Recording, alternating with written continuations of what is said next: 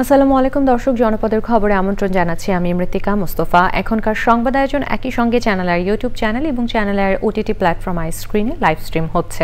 যাচ্ছে বিস্তারিত প্রসঙ্গে। রাজধানীর হাসপাতালে চিকিৎসাধীন বিএনপি চেয়ারপারসন ও সাবেক প্রধানমন্ত্রী বেগম খালেদা জিয়ার অবস্থা সংকটাপন্ন। তার শারীরিক বিভিন্ন পরীক্ষা নিরীক্ষা চলছে এবং তিনি সজ্ঞানে রয়েছেন এবং চিকিৎসকদের নির্দেশনা অনুসরণ করতে পারছেন বলে জানিয়েছেন বিএনপি ও বিভিন্ন রাজনৈতিক দলের নেতারা। তাকে লন্ডনে নিয়ে উন্নত চিকিৎসার পরিকল্পনা করছে জিয়া পরিবার। বিস্তারিত জানাতে আমাদের সাথে যুক্ত আছেন শাকের আদনান, যাচ্ছি তার কাছে। আদনান, খালেদা জিয়ার বর্তমান পরিস্থিতি নিয়ে আমাদেরকে জানাবেন।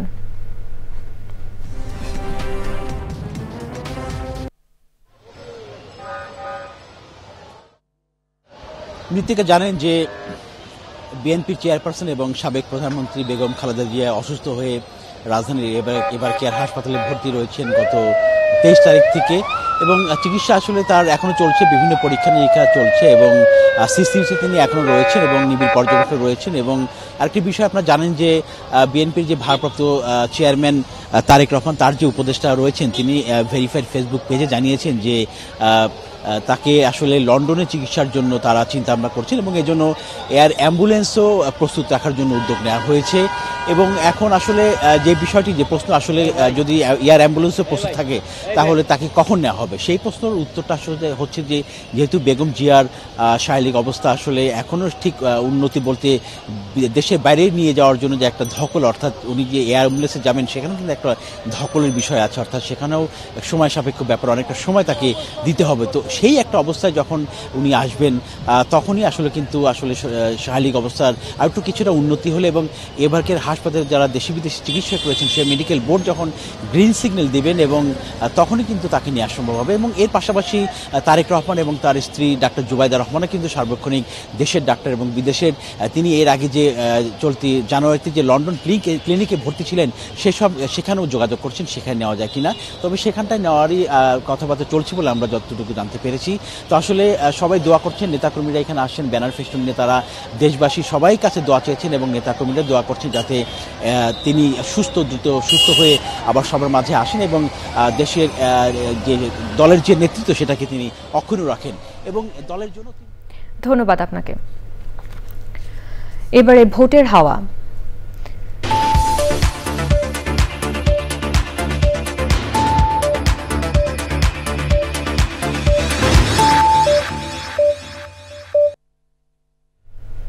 ভোট নিয়ে আলোচনা এখন সারা দেশে। নানান বয়সী, নানান পেশার মানুষ নির্বাচন নিয়ে কি ভাবছেন সেটা জানতে সারা দেশে ঘুরে বেড়াচ্ছে চ্যানেল আয়ের ক্যামেরা।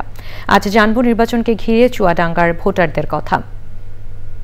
চুয়াডাঙ্গা জেলার একজন অধিবাসী হিসেবে প্রত্যাশা করি যে সমস্ত মহান ব্যক্তিরা এবার ভোটে প্রতিদ্বন্দ্বিতা করবেন নিজ নিজ দলের পক্ষ থেকে, আমরা আশা করি জেলাবাসী এর মধ্যে যিনি মাটি ও মানুষের সঙ্গে রয়েছেন, যিনি সর্বদা চুয়াডাঙ্গা জেলার উন্নয়ন এবং উন্নতি কল্পে মানবের কথা চিন্তা করেন, মানুষের কথা চিন্তা করেন, অবকাঠামোগত দিকে চিন্তা করেন, আর্থসামাজিক উন্নয়নের জন্য চিন্তা করেন, সেই মানুষটিকেই, অর্থাৎ সেই যোগ্য প্রার্থীকেই, যার চেতনায় রয়েছে চুয়াডাঙ্গার উন্নয়ন, সেই যোগ্য প্রার্থীকেই জেলাবাসী তাদের সুচিন্তিত মতামত অর্থাৎ ভোট প্রদান করে নির্বাচিত করবে বলে আমরা মনে করি।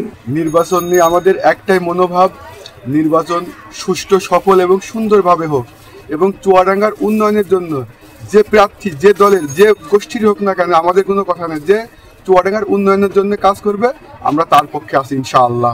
আমি সৎ যোগ্য ব্যক্তিকে ভোট দিব। আমি চাচ্ছি যে সৎ যোগ্য ব্যক্তি হলে এলাকার অনেক কাজে আসবে, এজন্যই আমি প্রথম ভোটটা সৎ ব্যক্তিকেই দেব। আমরা ভোটের মাঠে সুস্থভাবে ভোট দিতে চাই। আমরা আমার ভোট আমি যাকে খুশি তাকে দেবো। আমার ভোট আমি যেন ভোট কেন্দ্রে গিয়ে সুন্দরভাবে দিতে পারি, আর চুয়াডাঙ্গায় যে উন্নয়ন করবে আমি তাকেই ভোট।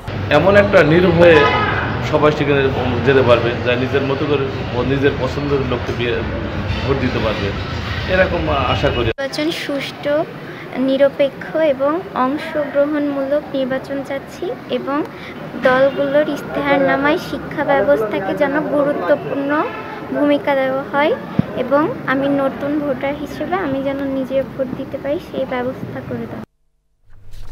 এবারে অন্যান্য সংবাদ। সারা দেশের খবর নিয়ে প্রতিনিধিদের পাঠানো তথ্য ও ভিডিওচিত্রে আল মুকসিদের রিপোর্ট।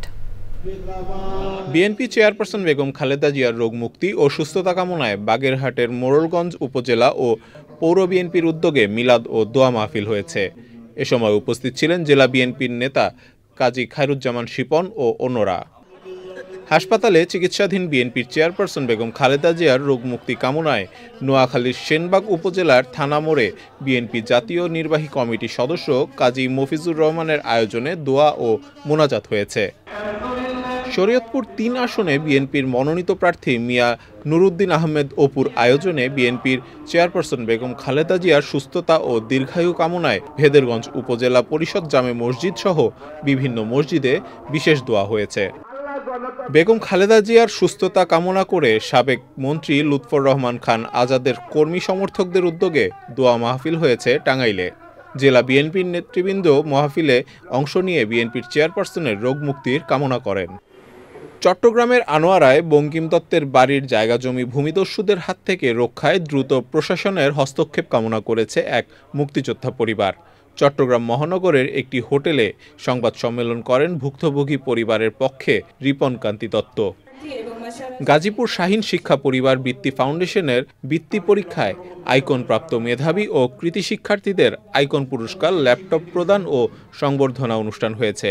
প্রধান অতিথি ছিলেন গাজীপুর শাহীন শিক্ষা পরিবারের প্রতিষ্ঠাতা ফারুক শিকদার।